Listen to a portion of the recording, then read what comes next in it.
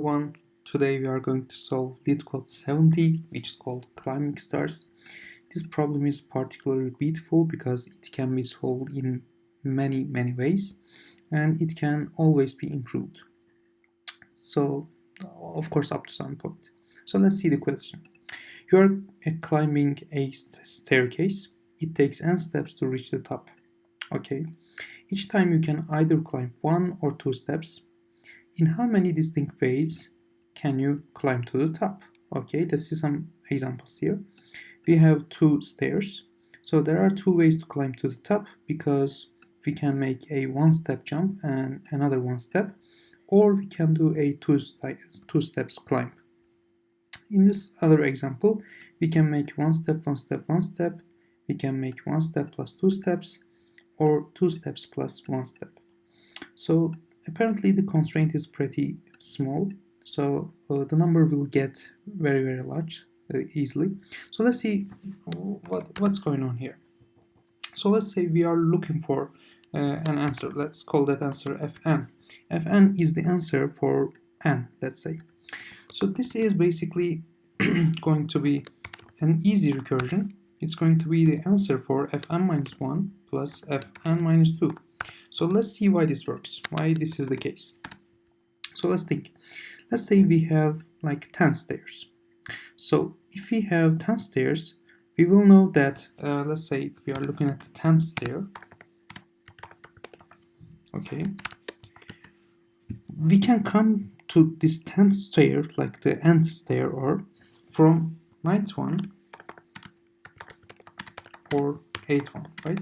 Because we cannot make other jumps. We can make 1-step jumps or 2-step jumps. So we came either from 9th stair or from 8th stair. So if this is the case, we know that these stairs are endpoints of some other trajectories, right? And those trajectories can be counted. I mean, let's say 9th trajectory, we'll have count, let's say, what, f9. Yeah.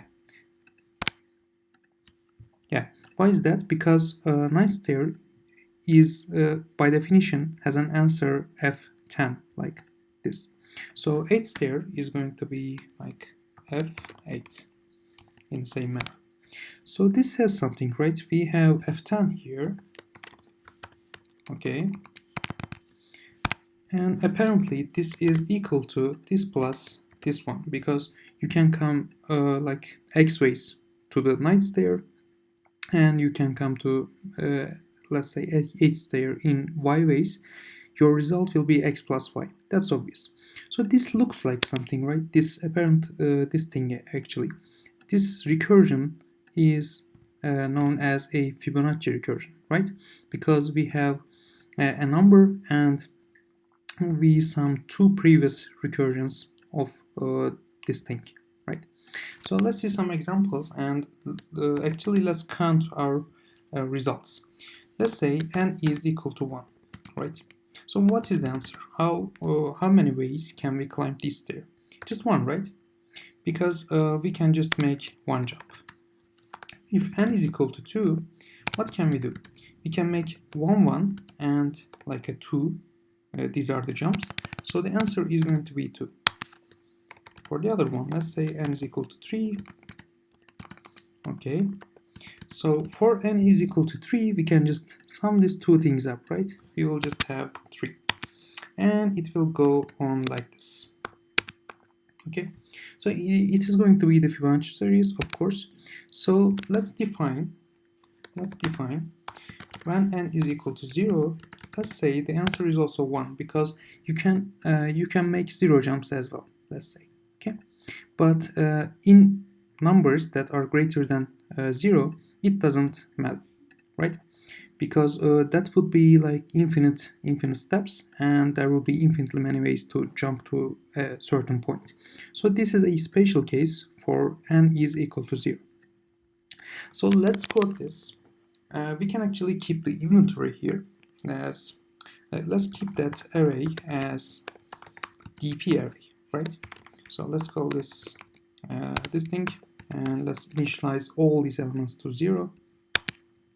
And what we are going to do is we are just going to define some of them, like dp0 is 1 and dp1 is going to be 1. Apparently we will get the nth Fibonacci number, but let's just code it, right? We will improve. So we will have an index named I is going to be smaller than or equal to n plus 1 because we want the nth one. And our dpi, of course, let's actually start this from 2, it will not hurt. So dpi minus 1 plus dpi minus 2. We cannot actually make it like backwards. We can start from the endpoint and we can firstly define them right here, m minus 1 and like n, and we could get the same answer, but let's just stick with it. And our answer will be, of course, dpn. So let's run and see if this works for now. And for this test case, it works. Let's submit it. We will improve this solution. Yeah.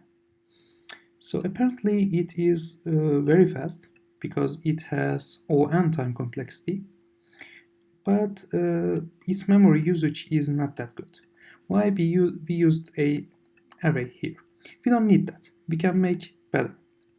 So let's see how can we make it better.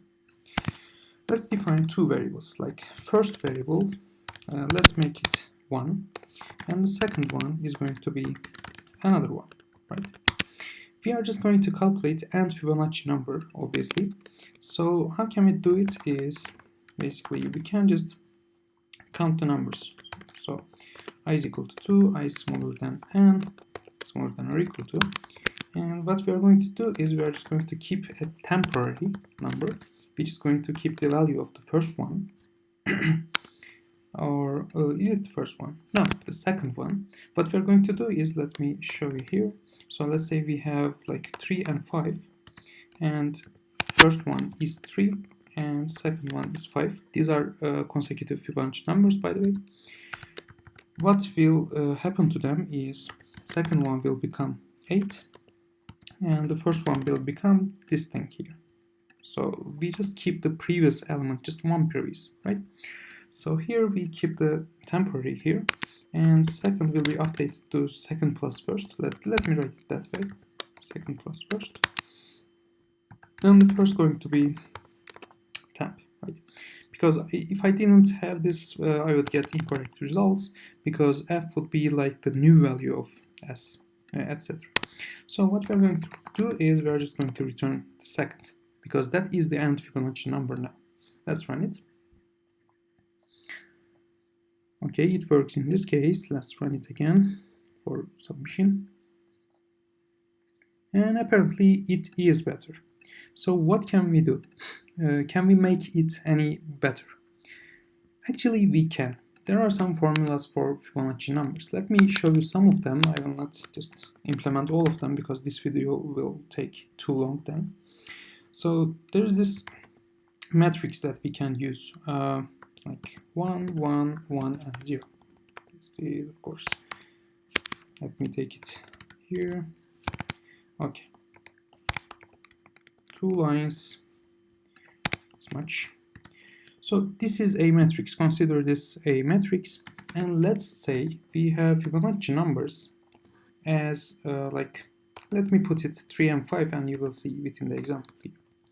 So this is my first, in this case, like this one, and actually this is the actual example. Yeah, the second one is 5 right here.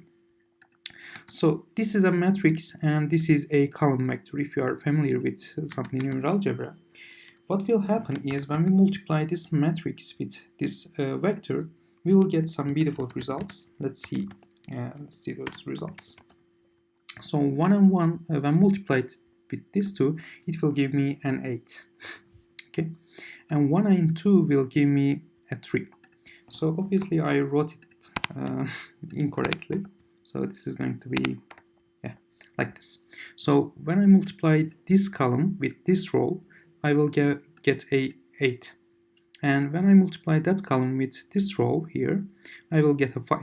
And when I do the same operation to this, I will get the next Fibonacci number. So the next one will be like, okay, it's going to be 13, and it's going to be 8. and it will always move on. And if you want to calculate a Fibonacci number, we can just choose this one, let's say, and we will have to multiply a starting point with this matrix like many times. So let's write the actual equation. So let's call this matrix A, and let's use dot as a matrix vector multiplication, and we will have like the first vector. Let's call that first vector B, and what we will have to do is going to be -1, right? Because this matrix will be applied many times, like m-1 times to this vector, and we will get Vn at the end. Vn vector. This is, let's go V1, and we will get Vn, and this value or this value, it depends on your indexing, will be the result. So will that improve our complexity? If you do it iteratively, it will not change anything. It will still take on time, but if you do like some better power multiplication like this one, let me show you. So let's say we are calculating a to 8, and we do not need to do it like a times a times a times etc. What we can do is we can just calculate a times a, and we can just multiply it with itself. It will give us a times 4, and a to the power of 4, of course, and this will give us a to 8. Like we did in 3 operations here, 3 operations. And we can do it in, like, if we are naive, we can do it in like 7 multiplications. Multiply this with this, etc. Right? So we can make it in O log n time, and that is actually the best solution. I will not implement it here because it's a bit tricky and we do not have that much time, and I do not want to bore you. I just wanted to show this solution. And obviously we can make use of the golden ratio. That is like the last solution I know that would work. So there's this number. I do not know if they use phi, but I will use it. That is 1.61803, I guess. I'm not so sure. Yeah, I guess this is an irrational number known as the golden ratio. And this golden ratio is seen like a lot of places in nature, and one of the places where we can see this is in Fibonacci numbers. So it turns out that big Fibonacci numbers like Fn is going to be equal to Fi times Fn-1. And you can actually show this using some triangles or just numbers, if of course n is like greater than, I do not know, 13 or something. It works really well. I mean, this is of course not the number itself, but because this is going to return a double in C++ or other languages, but you can just run that number to find the answer. And of course you can use this idea here, fast power multiplier. I do not know the name for that algorithm. So you can calculate in log n time the nth power of a thing. So you can use the same idea here and you can reach the solution, and they would work like magic. Thank you very much for watching.